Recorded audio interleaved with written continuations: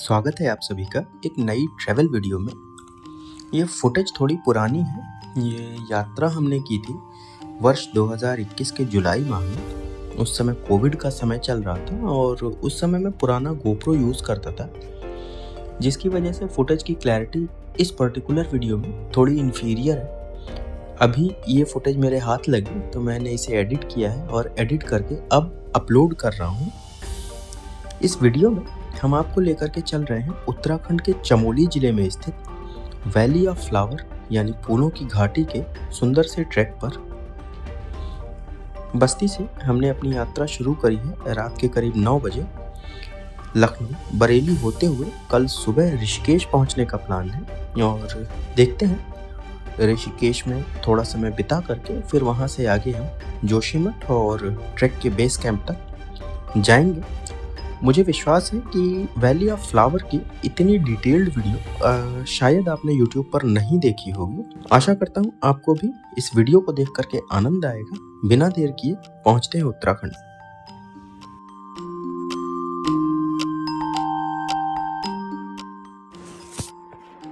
दोस्तों, जैसा कि आप देख सकते हैं सुबह हो गई है। हमने बरेली पार कर लिया है। अभी हम हाईवे के किनारे ब्रश और ब्रेकफास्ट करने के लिए रुके हैं। ऋषिकेश पहुंचने में अभी भी हमें 5 घंटे के आसपास का समय लग जाएगा। सारी रात ड्राइव करने के बाद सड़क के किनारे सुबह सुबह इस तरह ब्रश करना और फिर घर से लाई हुई पूड़ी सब्जी खाना, उसका अलग ही अनुभव होता है।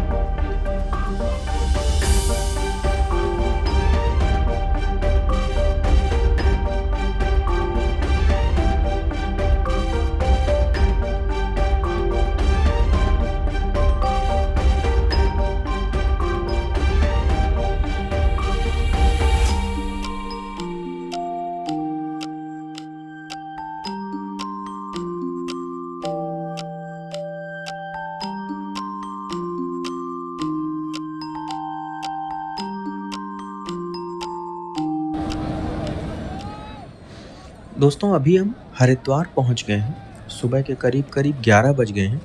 इस समय हम हर की पैड़ी पर हैं।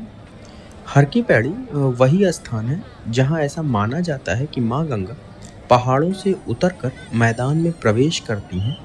यहाँ पर ही जब उत्तराखंड में महाकुंभ होता है तो यहाँ पर ही कुंभ का भी आयोजन होता है। और हर की पैड़ी पे आपको एक घंटाघर जो क्लॉक टावर जैसा दिखता है वो भी देखने को मिलता है, जो आज़ादी के पहले शायद साल 1938 में जो वर्तमान बिरला ग्रुप है उसके फाउंडर बलदेव दास बिरला जी के द्वारा बनवाया गया था और वो आज के दिन हरिद्वार की पहचान बन चुका है। खैर, हमने ये डिसाइड किया है कि हम आज की रात हरिद्वार या ऋषिकेश में ही कहीं रुक जाएंगे, क्योंकि ऑलरेडी हमें 11-12 का समय हो चुका है और हमें जोशीमठ, फिर जोशीमठ से आगे गोविंद घाट तक की दूरी तय करनी थी। तो हमने सोचा आज हम यहाँ ही रुक जाएंगे और कल सुबह फ्रेश स्टार्ट करेंगे। शाम को ऋषिकेश में राम झूले के आसपास घूमेंगे, माँ गंगा की सुंदर आरती देखेंगे और फिर कल सुबह सुबह जोशीमठ की तरफ अपनी यात्रा शुरू करेंगे।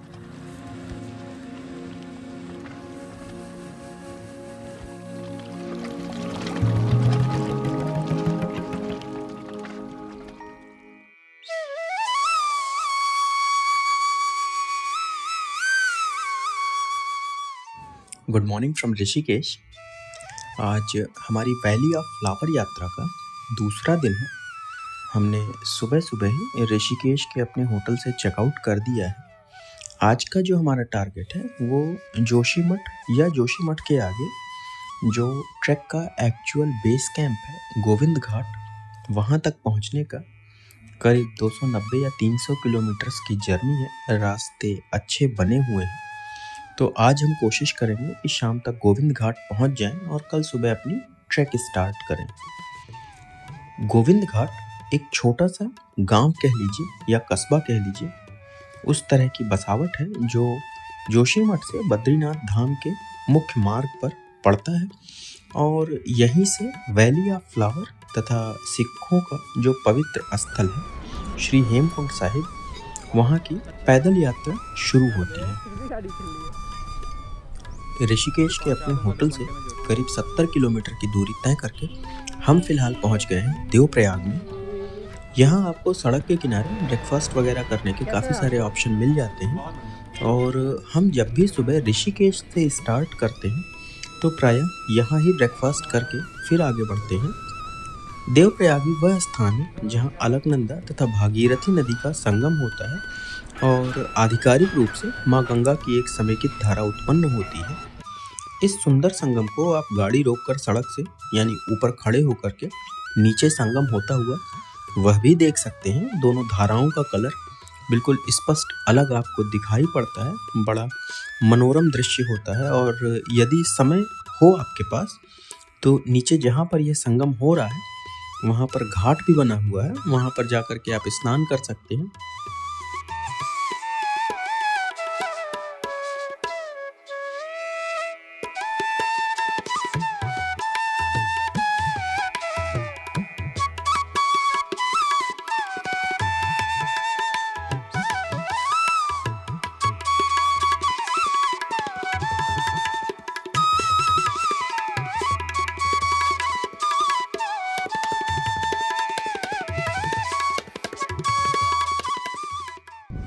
हमने नाश्ता कर लिया, ब्रंच के जैसा पराठे खा लिए और अब जोशीमठ की तरफ निकल रहे हैं। हालांकि जुलाई का महीना है, बारिश का फोरकास्ट भी है, पर इस समय मौसम बिल्कुल साफ़ है, अच्छी धूप खिली हुई है और हम एक्सपेक्ट कर रहे हैं कि 6 से 7 घंटों में हम जोशीमठ पहुंच जाएंगे। ऋषिकेश से जोशीमठ की जो कुल दूरी है वो करीब 260 किलोमीटर है, पर रास्ते बन जाने के बाद बहुत ज़्यादा समय लगता नहीं, प्रोवाइडेड आप रास्ते में बहुत सारे ब्रेक्स ना लें।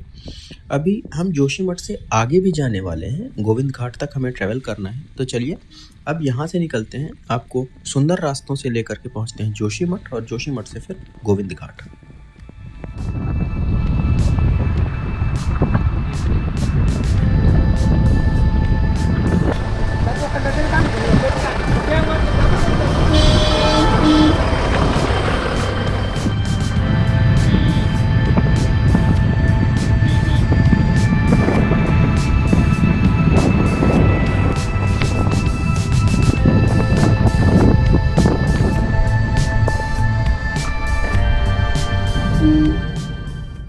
लगभग 6.5 घंटों के सीनिक सफ़र के बाद हम आ पहुँचे हैं जोशीमठ। अगर आप ये ट्रैक करने आ रहे हैं तो आप जोशीमठ को भी नाइट स्टे के लिए कंसीडर कर सकते हैं।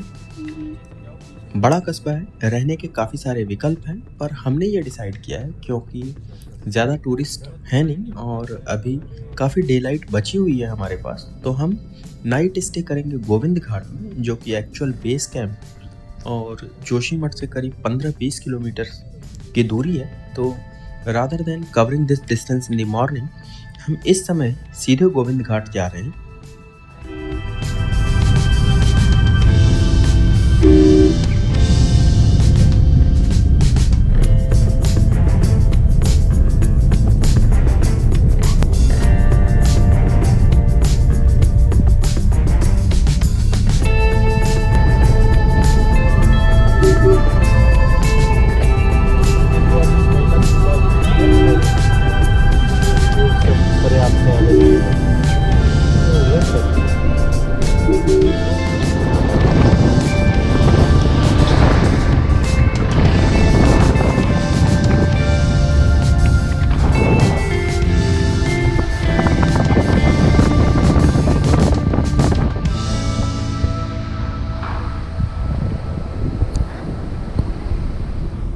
सो फाइनली ऋषिकेश से चल के करीब 7.5 घंटे हमने लिए, रुकते हुए, घूमते टहलते, मस्ती करते हम आ पहुँचे गोविंद घाट।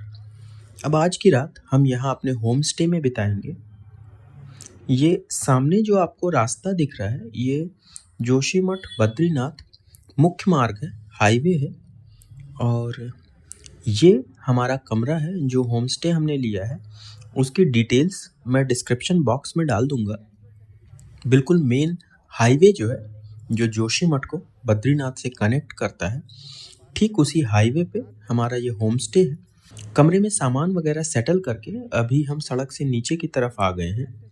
यहाँ ठीक नीचे से अलकनंदा नदी बहती है और नदी के किनारे पर ही गोविंद घाट का गुरुद्वारा है। ये गुरुद्वारा श्री हेमकुंड साहिब जाने वाले तीर्थयात्रियों के लिए एक प्रवेश द्वार के जैसा होता है। यात्रा सीजन में यहाँ काफ़ी भीड़ भाड़ चहल पहल होती है। गुरुद्वारे के बगल में ही अलकनंदा नदी पर एक सस्पेंशन ब्रिज बना हुआ है, जहाँ से फूलों की घाटी तथा हेमकुंड साहिब की पैदल यात्रा शुरू होती है। अब आज का हमारा जो डिनर है, जो कि कोविड की वजह से ईटरीज और इस तरह की चीज़ों पे काफ़ी रिस्ट्रिक्शन है, तो इसी गुरुद्वारे में भोजन करेंगे और फिर वापस अपने होम स्टे में जा कर के आज की रात बिताएंगे। कल सुबह का फिर हमारा ये प्लान है कि जितनी जल्दी हो सके अपना ट्रैक हम स्टार्ट करेंगे। तो आज के दिन को अब हम यहीं समाप्त करते हैं। अगर आपको वीडियो अच्छी लग रही है तो इसे लाइक कीजिए, चैनल को सब्सक्राइब कीजिए। दोस्तों, very good morning from Govind Ghat. आज हमारी वैली ऑफ फ्लावर्स यात्रा का तीसरा दिन है और आज से हम अपना पैदल का जो एक्चुअल ट्रैक है वो शुरू करने जा रहे हैं। यहाँ आकर के हमें ये पता चला कि ट्रैक का एक हिस्सा जो है, यानी गोविंद घाट से फुलना नामक एक गांव है, वहाँ तक की जो यात्रा है, करीब 4 किलोमीटर की यात्रा है, वो अगर आप चाहें तो यहाँ की लोकल टैक्सी से भी आप उसको कवर कर सकते हैं। हालांकि हमें हमारी गाड़ी ले जाने की इजाज़त नहीं मिली, बट लोकल टैक्सी लेकर के आप जा सकते हैं। वो एक मोटरेबल रोड जैसी बना दी गई है। तो हमने क्या किया, हमने अपने होम स्टे के जरिए ही एक सूमो अरेंज करी है। यहाँ से ये जीप करके हम फुलना तक जाएंगे, जो करीब 4 किलोमीटर की एडवेंचरस ड्राइव है। कुछ साल पहले तक ये यात्रा भी पैदल ही तय करनी होती थी, पर अब जैसा मैंने पहले बताया, इसे एक मोटर मार्ग का स्वरूप दे दिया गया है। फुलना में भी कुछ होम स्टेज वगैरह हैं, तो अगर आप फुलना रुकना चाहते हैं, आप पब्लिक ट्रांसपोर्ट से आ रहे हैं, आपकी अपनी गाड़ी नहीं है, तो आप गोविंद घाट से शेयर्ड जीप लेकर के शाम को ही फुलना जा सकते हैं और वहाँ रात रुक सकते हैं और नेक्स्ट डे मॉर्निंग वहाँ से अपनी ट्रैक शुरू कर सकते हैं। बहरहाल हमने एक जीप कर ली और अब हम चल रहे हैं फुलना की तरफ।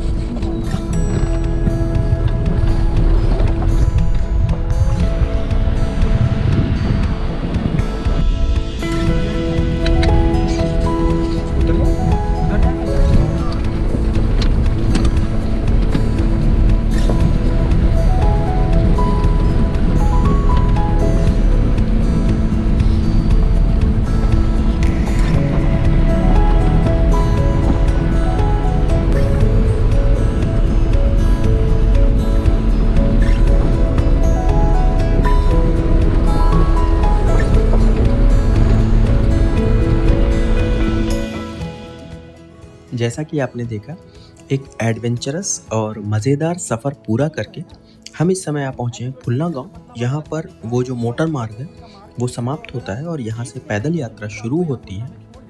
ये जो स्थान आपको दिख रहा है, ये पार्किंग एरिया है, यहाँ पर ही गाड़ियाँ खड़ी होती हैं। अब यहाँ से आगे की यात्रा सिर्फ पैदल तय होगी। आज का हमारा जो रात्रि विश्राम का गंतव्य है वो घांघरिया नाम का एक गाँव है।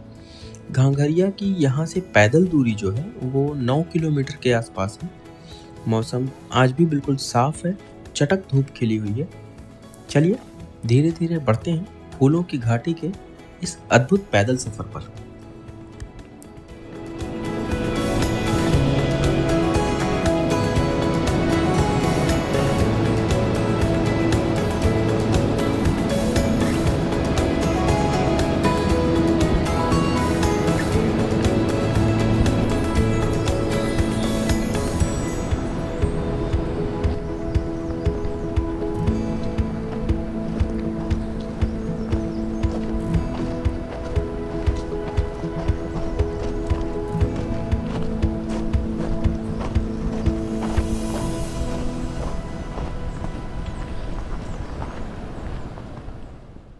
वैली ऑफ फ्लावर या फूलों की घाटी उत्तराखंड राज्य के चमोली जिले में स्थित एक नेशनल पार्क है जो अपनी सुरम्य घाटियों, अद्भुत प्राकृतिक फूलों की वादियों, सुंदर झरनों और मंत्रमुग्ध कर देने वाले लैंडस्केप्स के लिए पर्यटकों के बीच काफी प्रसिद्ध है।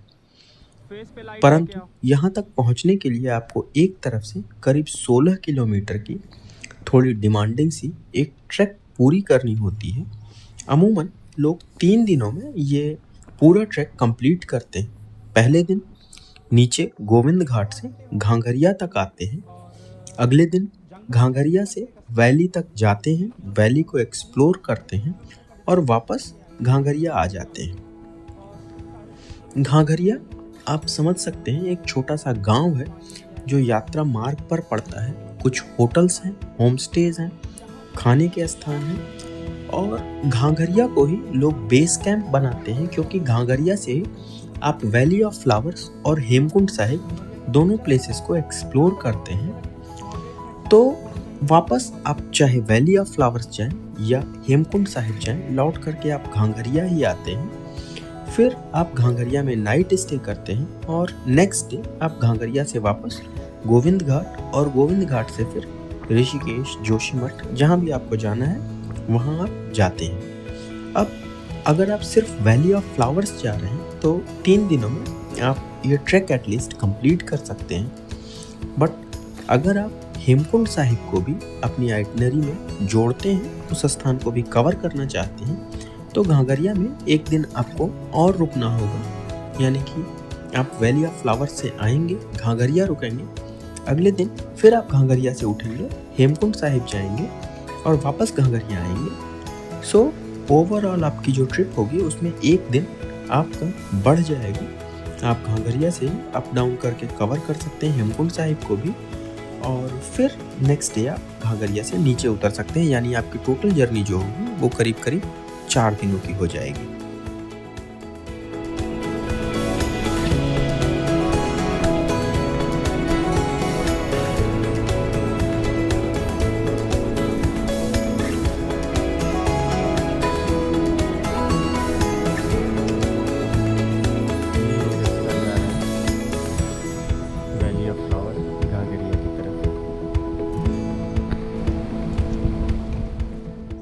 चलते चलते अभी घांघरिया के रास्ते में हमने एक छोटा सा गांव जिसका नाम भ्युंदर है उसको पार किया है।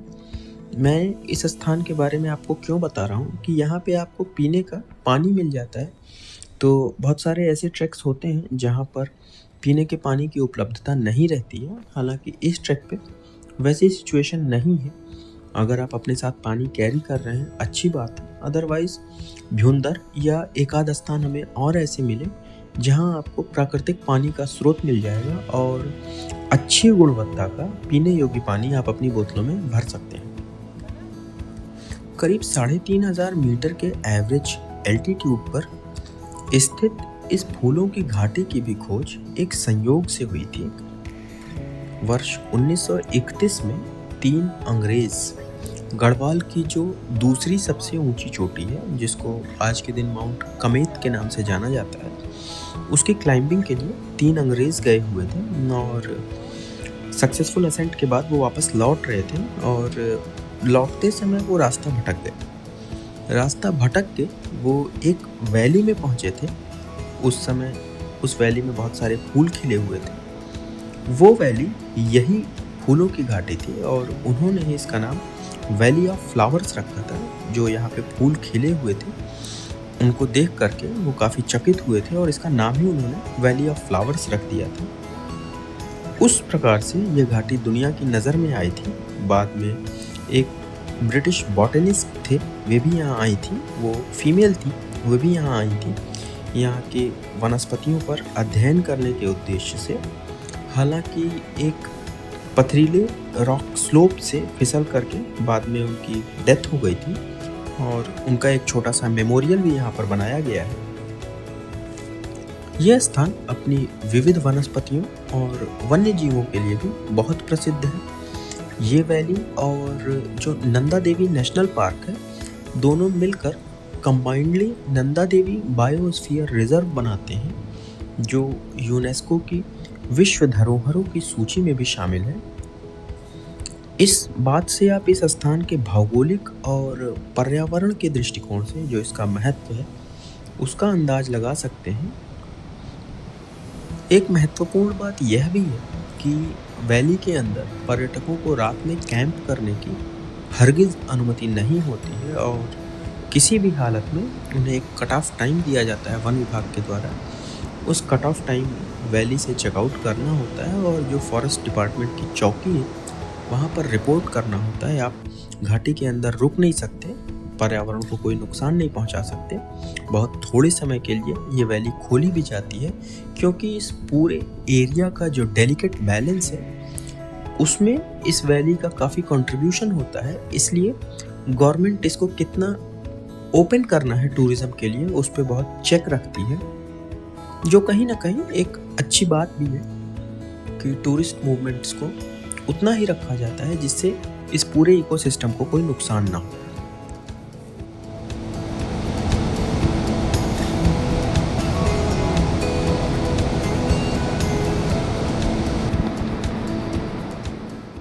चलते चलते करीब 6-7 घंटों की एक मॉडरेट, आप कह सकते हैं मॉडरेट ट्रैक कंप्लीट करके अभी हम पहुंच रहे हैं घांगरिया गांव में। ये इस पूरी ट्रेल का थोड़ा बड़ा सा कस्बे जैसा गांव है तो गांव ही।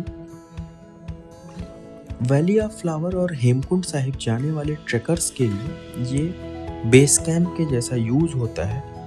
यहाँ पर काफ़ी सारे ट्रेकर्स रात्रि विश्राम करते हैं। यहाँ पर छोटे छोटे कई सारे गेस्ट हाउसेज हैं, होम स्टेज हैं, कुछ बेसिक चीज़ों की दुकानें भी हैं, एक हेल्थ फैसिलिटी है। ये सारा कुछ आपको यहाँ मिल जाएगा। एक GMVN का गेस्ट हाउस भी है, गढ़वाल मंडल विकास निगम लिमिटेड का।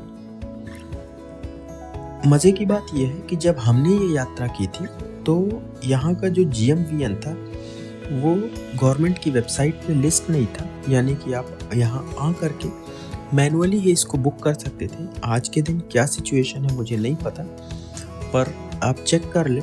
अगर आप घांगरिया में नाइट स्टे करना चाहते हैं तो आप यहाँ का GMVN भी ट्राई कर सकते हैं। घांगरिया के पास में ही पुष्पावती नदी, जो कि आपको वैली ऑफ फ्लावर्स में एक्चुअली जो नदी मिलती है वो पुष्पावती नदी है, वो घांगरिया के पास में ही आपको दिखाई पड़ जाएगी। और एक नदी है जिसको यहाँ लोकल लोग भ्योंदर गंगा नदी कहते हैं, वो और पुष्पावती, इन दोनों का जो कॉन्फ्लुएंस होता है, संगम होता है, वो यहाँ पर घांगरिया के पास में ही होता है। और फिर दोनों एक कंबाइंड स्ट्रीम बन करके नीचे ट्रेवल करती हैं, जो गोविंद घाट में जहाँ गुरुद्वारा है वहाँ पास में ही ये अलकनंदा नदी से मिल जाती हैं।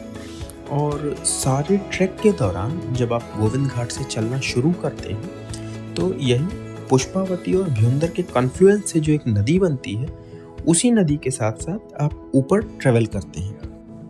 हमने भी घांगरिया में एक होम स्टे ले लिया है। नीचे से हम कुछ बुक करके आए नहीं थे, जैसा कि मैंने पहले ही आपको बताया, कोई टूरिस्ट रश है नहीं इस समय, कोविड का समय है। हालांकि मैंने ऐसा सुन रखा है कि अगर आप पीक टूरिस्ट सीज़न में आ रहे हैं तो बेहतर होगा कि नीचे चलने से पहले आप घांगरिया में अपने लिए एकोमोडेशन के कुछ अरेंजमेंट्स फ़ोन करके या किसी से बात करके कुछ कंफर्मेशन ले करके चलें, तो आपको ज़्यादा सहूलियत होगी। हमने एक होम स्टे यहाँ पहुँच करके बुक किया है, उसकी डिटेल्स मैं डिस्क्रिप्शन बॉक्स में डाल दूँगा। और अब आज के दिन को हम यहाँ समाप्त करेंगे। कल घांगरिया से हम वैली जाएंगे, वैली ऑफ फ्लावर्स जाएंगे और वापस घांगरिया आकर के रुकेंगे। आशा करता हूँ अभी तक की वीडियो आपको अच्छी लगी होगी। अगर वीडियो अच्छी लगी है तो इसे लाइक कीजिए, चैनल को सब्सक्राइब कीजिए। आज के दिन को अब मैं यहाँ समाप्त करता हूँ। अब मैं आपसे मिलूँगा कल सुबह वैली ऑफ फ्लावर्स के अपने ट्रैक पर। 2 या 3 दिन हम यहाँ बिताने वाले हैं। ये बड़ी बड़ी खिड़कियाँ हैं, वेंटिलेटेड रूम है। ये रूम हमें मिला है 1000 रुपये में, सॉरी 900 रुपये में। 1000 इन्होंने बताया था और 900 रुपये में फ़ाइनल किया हमने ये रूम को।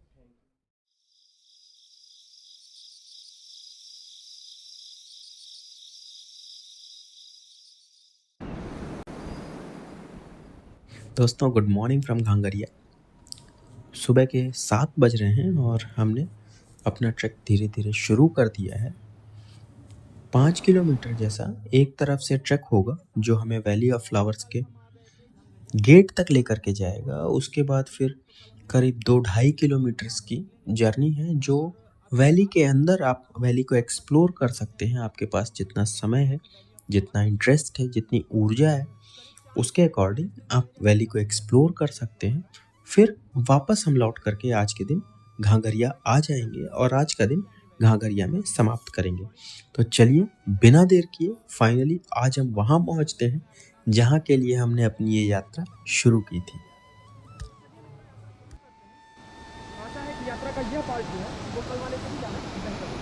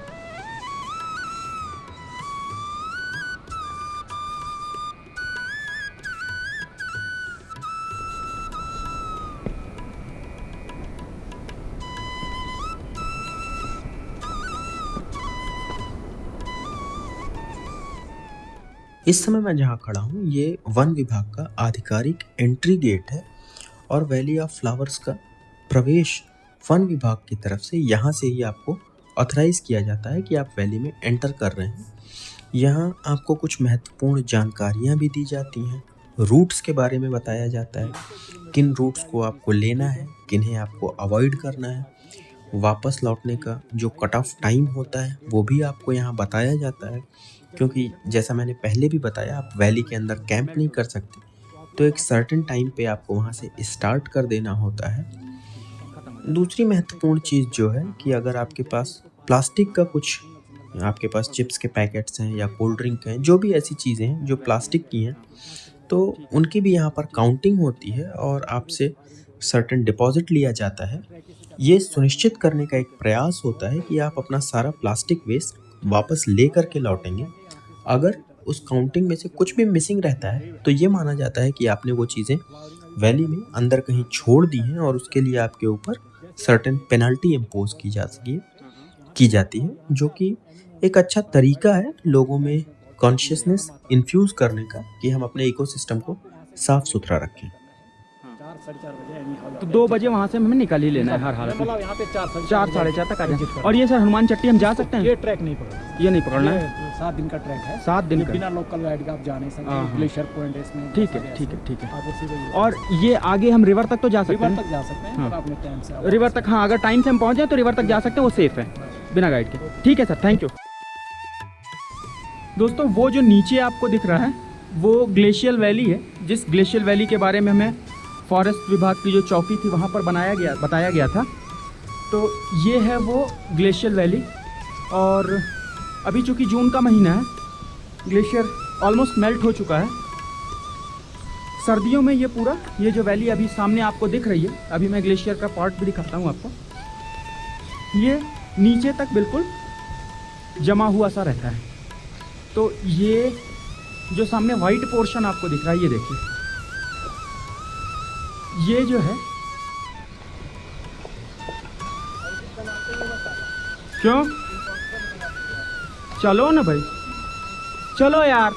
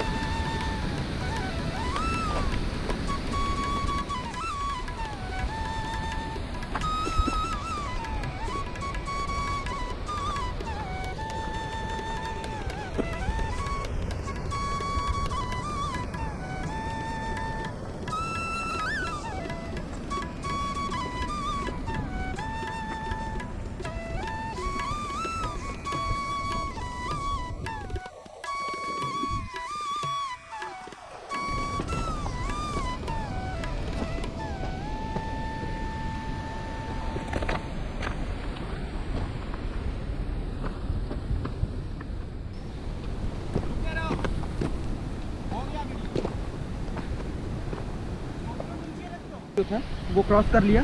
और ये अभी तक की ट्रैकिंग का सबसे ट्रेचरस पार्ट रहा है। आपको ग्लेशियर पे जूते भी फिसल रहे हैं, नॉर्मल जूते हैं हमारे। और उसके बाद बड़ी स्टीप सी एसेंट आती है, पतला सा रास्ता है।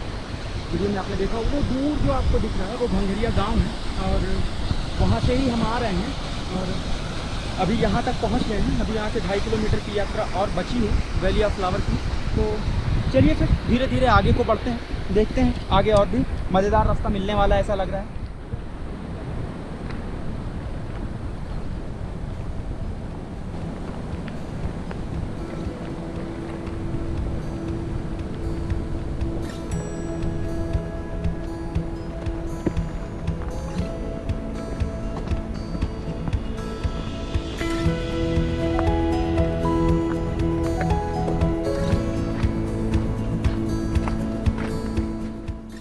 लास्ट फेज जो है ट्रैक का, वो अगर आप बाकी ट्रैक से कंपेयर करेंगे तो थोड़ा सा मुश्किल हो जाता है, थोड़ा सा डिमांडिंग हो जाता है। एनीवेज, उस मुश्किल पैच को पार करते हुए और सुंदर नज़ारों का आनंद लेते हुए अब हम काफ़ी निकट आ पहुँचे हैं वैली के। जो वैली जहाँ से शुरू हो जाती है, जहाँ से आपको फ्लावर्स दिखने शुरू हो जाते हैं, उस स्थान के हम काफ़ी निकट आ पहुँचे हैं। अगर आपको वीडियो अच्छी लग रही है तो please consider sharing it. It helps the channel to grow faster and inspire us to make more such videos.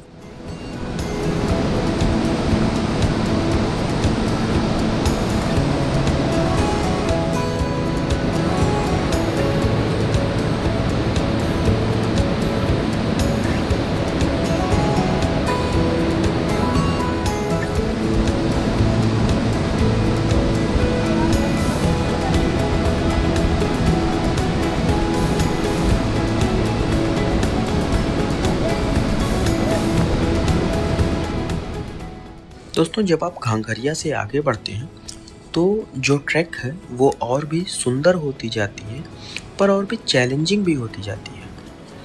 आप एक बड़ा सा ग्लेशियर पार करते हैं, फिर खूब सारे रॉकी स्लोप्स आते हैं जिनको आपको क्लाइंब करना होता है।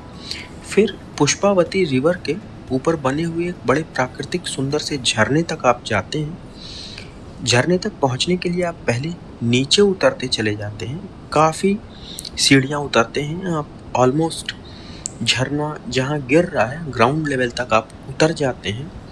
फिर एक सुंदर सा स्थान आता है, आप चाहें तो बेहद सुंदर इस झरने के पास कुछ समय तक बैठ सकते हैं। फिर झरना जिस स्थान पर एक पुल बना हुआ है, झरना वहाँ से नीचे गिरना शुरू हो जाता है, लगभग फ्लैट हो जाता है। वहाँ से फिर एकदम से खड़ी चढ़ाई आती है और वो चढ़ाई फिर आपको वैली के एंट्रेंस की ओर ले जाती है। मैं आपसे बताऊं तो मुझे इस ट्रेल पर मिलने वाले झरनों की सुंदरता ने आश्चर्यचकित और मंत्रमुग्ध दोनों कर दिया है। जब भी आप किसी से वैली ऑफ फ्लावर्स ट्रैक की बात करते हैं या इस ट्रैक के बारे में सुनते हैं तो वाटरफॉल्स का उतना जिक्र आता नहीं है, पर मैं आपको बताऊं तो इस ट्रैक पे वाटरफॉल्स जो हैं, स्पेशली अगर आप मॉनसून्स में आ रहे हैं या लेट मॉनसून्स में आ रहे हैं, तो जो इस ट्रैक पे आपको वाटरफॉल्स मिलेंगे वो आपके लिए प्लेजेंट सरप्राइज़ के जैसा काम करेंगे। कहीं भी आपको सुनने को नहीं मिलता कि ये वाटरफॉल्स के लिए कोई फेमस ट्रैक हो ऐसा, बट इस समय वाटरफॉल्स का जो यहाँ पर व्यू है और जो फील है वो आपको मज़ा दे देगा। आप बहुत एंजॉय करोगे उस एक्सपीरियंस को। हमने भी थोड़ा सा समय इस झरने के पास हम बैठे और जितना टाइम हम स्पेंड कर सकते थे उतना टाइम यहाँ पर स्पेंड किया, इस प्लेस को फील किया और अब आगे बढ़ रहे हैं वैली की तरफ।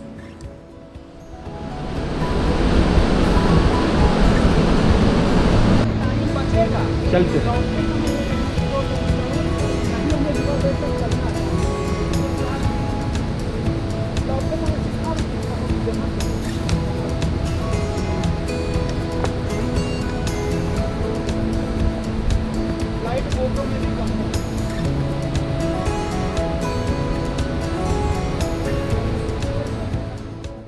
वैली ऑफ फ्लावर्स उत्तराखंड के चमोली जिले में स्थित एक अद्भुत और मनोहर प्राकृतिक धरोहर है, जिसे विश्व भर में अपनी अनोखी जैव विविधता, दुर्लभ पुष्प प्रजातियों और अद्वितीय प्राकृतिक सौंदर्य के लिए जाना जाता है। हिमालय की गोद में बसी यह घाटी समुद्र तल से लगभग 12,000 से 15,000 फीट की ऊंचाई पर स्थित है। वर्ष 1982 में इसे राष्ट्रीय उद्यान यानी कि नेशनल पार्क घोषित किया गया और 2005 में यूनेस्को ने इसे विश्व धरोहर स्थल का दर्जा दिया, जिससे इसका वैश्विक महत्व और भी ज़्यादा बढ़ गया। इस स्थान की सुंदरता का वर्णन शब्दों में कर पाना कठिन है। गर्मी और मानसून के मौसम में यह घाटी एक रंगीन सतरंगी कालीन के जैसी दिखाई देती है। यहाँ लगभग 500 से अधिक प्रकार के जंगली फूल मिलते हैं, जिनमें से कई प्रजातियां अत्यंत दुर्लभ हैं और केवल इसी क्षेत्र में देखने को मिलती हैं। ब्रह्मकमल, नीलकमल, कोबरा लिली, हिमकमल और ब्लू पॉपी जैसे फूल यहाँ का विशेष आकर्षण है।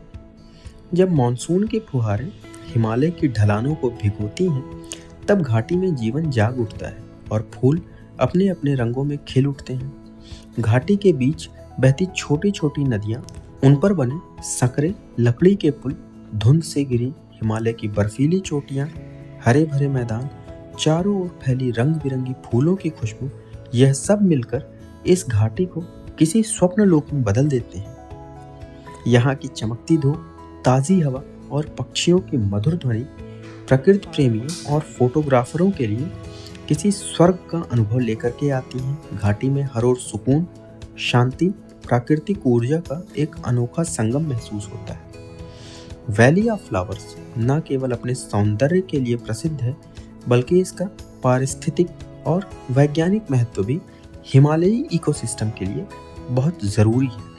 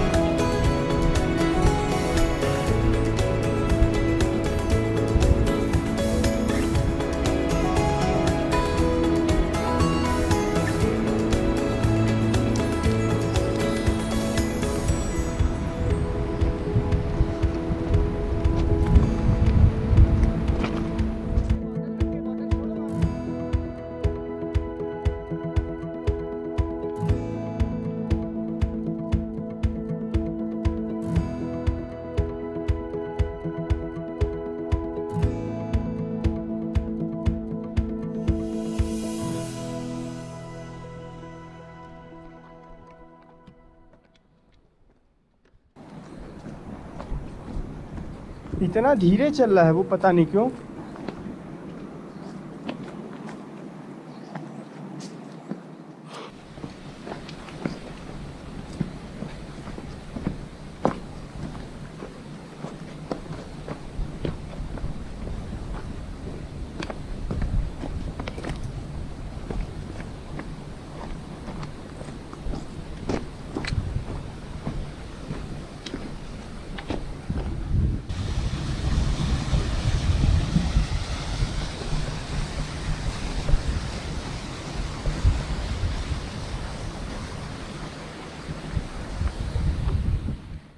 घाटी में मिलने वाली बहुत सारी वनस्पतियाँ और जड़ी बूटियाँ पारंपरिक आयुर्वेदिक चिकित्सा पद्धति में उपयोग की जाती हैं। ऐसी कई औषधीय प्रजातियाँ यहाँ से संसार भर में अध्ययन के लिए भेजी जाती हैं, जो यहाँ के अलावा कहीं भी नहीं पाई जाती। यह घाटी हिमालयी जलवायु परिवर्तन, ग्लेशियरों के पिघलने और पौधों के जीवन चक्र पर वैज्ञानिक शोध के लिए भी एक अत्यंत महत्वपूर्ण स्थल है। यहाँ के पौधों और वन्य जीवों का संरक्षण वैश्विक प्राकृतिक संतुलन के लिए भी बहुत ज़रूरी है। अभी तक हमने वैली का जो प्राकृतिक सौंदर्य है और जो इसका पर्यावरण के दृष्टिकोण से महत्व है, उसके ऊपर चर्चा की। अपार्ट फ्रॉम दिस, अगर हम कल्चरल सिग्निफिकेंस की बात करें तो वैली ऑफ फ्लावर्स के पास में ही हेमकुंड साहिब स्थित है, जो सिखों का एक प्रमुख तीर्थ स्थल है। माना जाता है कि ये हेमकुंड साहिब जो है वो गुरु गोविंद सिंह जी की तपस्थली थी। इस कारण यह स्थान आत्मिक, आध्यात्मिक और सांस्कृतिक रूप से भी बहुत महत्व रखता है। बहुत सारे जो यहाँ पर आने वाले लोग हैं वो तीर्थयात्री होते हैं जो धार्मिक दृष्टिकोण से इस स्थान की यात्रा करते हैं।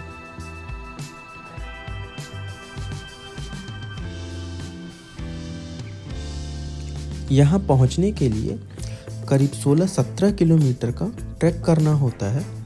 ट्रैक के दौरान ऊंचे ऊंचे पेड़, कलकल करती नदी, झरनों की धारा, बादलों में घिरी चोटियों का एक अनोखा रोमांच आपको महसूस करने को मिलता है। जैसा कि आपने देखा, ये ट्रैक शरीर को थोड़ी सी परेशानियां तो ज़रूर देता है, लेकिन मन को शांति और आत्मा को अत्यंत आनंद भी प्रदान करता है। भव्यता है उसका आप किसी भी सीजन में आएंगे, इस जगह की जो भव्यता है वो आपको अलग दिखा देगी। अभी ये संचालन पड़ेगा।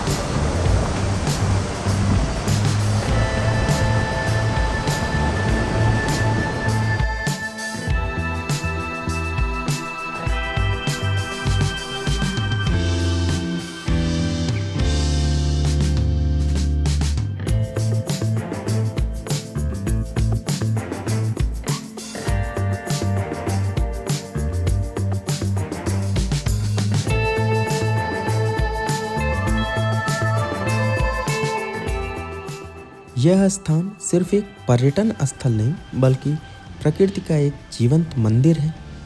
यहाँ की शांति, सुंदरता और जैव विविधता हमें यह संदेश देती है कि प्रकृति हमारी सबसे बड़ी गुरु और साथी है। इस घाटी की सुंदरता आत्मा को छू जाती है और मनुष्य को जीवन की सरलता, सौहार्द और संतुलन का महत्व समझाती है।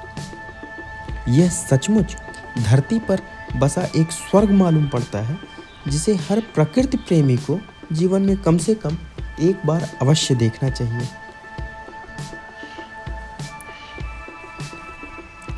दोस्तों, जैसे जैसे हमारी इस अद्भुत वैली ऑफ फ्लावर्स की यात्रा की समाप्ति हो रही है, हम अपने साथ साथ सिर्फ यादें ही नहीं बल्कि प्रकृति की उस गहराई, उस पवित्रता और उस मौन संदेश को भी अपने साथ यहाँ से लेकर के जा रहे हैं, जिसे मैं इस समय शब्दों में बयान नहीं कर सकता।